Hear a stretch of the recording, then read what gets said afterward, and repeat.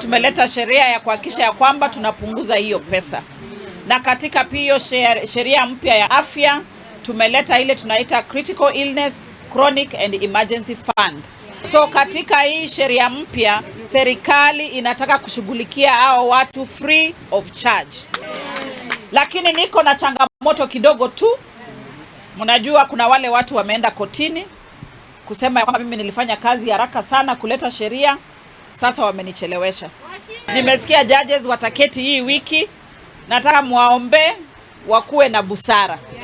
And I want to confirm Kenyans, mimi judges wakisema hiyo kesi wametupilia mbali, within 2 weeks tutaanza kuandikisha watu wa kulipa 300 shillings. Within 2 weeks tutaanza mipango ya kuhakikisha ya kwamba hiyo critical illness fund iko hapo, ndio Wakenya waanze kupata faida.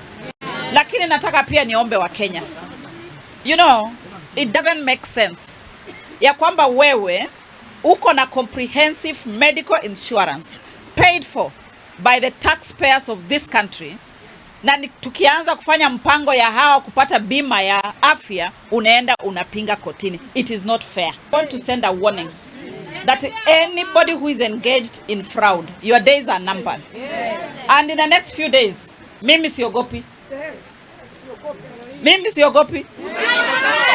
Siwa mnaona nimejifunga kitambaa ya CWA. Kwa hivyo siogopi binadamu yoyote. In the next few days, I am going to name the people who are frauding NHIF. Kwa sababu hatutaendelea kuongea pembeni, watu wanafikiria tunaosema tu. I am going to name them, all the hospitals that have been getting money. I'm going to name them. Na siogopi mtu. Mimi nataka kuhakikisha ya kwamba hakuna mtu anaiba pesa ya serikali, na hiyo pesa inakuja hapa chini kuhudumia Wakenya.